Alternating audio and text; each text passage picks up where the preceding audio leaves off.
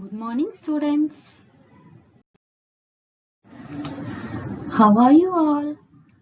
I hope you all are doing well. Today, we are going to see about the poem Making Life Worthwhile, written by George Eliot. She is a woman author. Mary Ann Evans, known by her pen name George Eliot. So, her real name is Mary Ann Evans. She was born on 22 November 1819. She was an English novelist, poet, journalist, and translator. She wrote 7 novels. Before going to the class, I am going to show some pictures. You have to find out the moral values in the pictures. The first one is, what is the woman is doing? She's helping the children. So here the moral value is helping the poor children. Second one is, the woman helped the old lady to cross the road. So here the moral value is help the old lady to cross the road. So, moral values are important in your life. You have to follow the moral values in life. Okay? All of you, please take page number 80 in your English textbook. Students, first I'll read the poem. Please listen it carefully. Every soul that touches yours, be it the slightest contact, get there from some good, some little grace, one kindly thought, one aspiration yet unfilled, one bit of courage for the darkening sky, one gleam of faith to brave the thickening ills of life, one glimpse of brighter skies to make this life worthwhile and heaven a surer heritage. Now we'll see the poem line by line. Every soul that touches yours, be it the slightest contact. Every soul. Here, soul refers to the persons, those who are very close to you or touches your heart. They may be your family or they may be your friends. Be it the slightest contact. Underline the word slightest and write small. The touches don't want to be very big. It may be a small, but it will touch your heart. Get there from some good, some little grace, one kindly thought, one aspiration yet unfelt.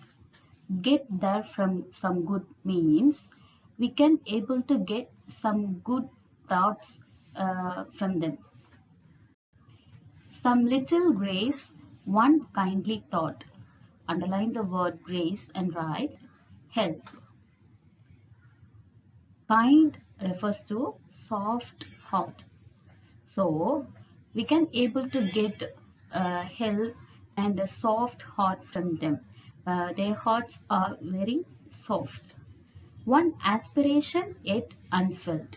Here aspiration refers to the goal. Everyone have the ambition.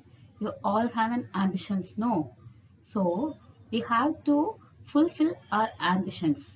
We have to find out our dreams and ambition and try to fulfill them. Here, the example for grace and kind heart is Mother Teresa.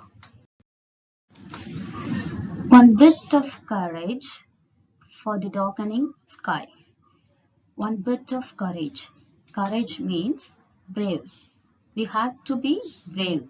Here, darkening sky. Have you ever seen darkening sky? Yes, you can see. You all saw. Okay. Darkening sky here refers to not the real sky, but our problems. We may have many problems in our life, but to overcome the problem, we have to be courage and brave.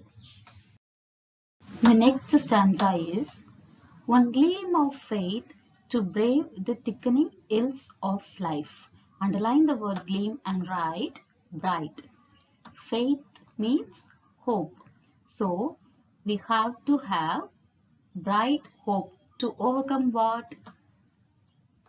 Thickening. Thickening means deep ills, deep problems in our life. So if we have a hope, we can able to face the problems in our life. Then only we can able to touch the high levels in our life. One glimpse of brighter skies to make this life worthwhile, and heaven as sure a heritage. Underline the word glimpse and write quick view. Worthwhile means meaningful. So, to make our life meaningful, we have to have a quick view about our future. Brighter skies here refers to our bright future. And heaven as sure a heritage.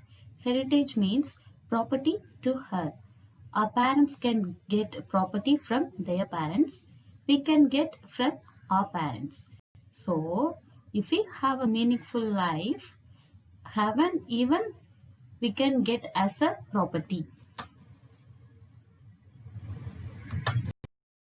Students, I hope you all have understood the poem very well.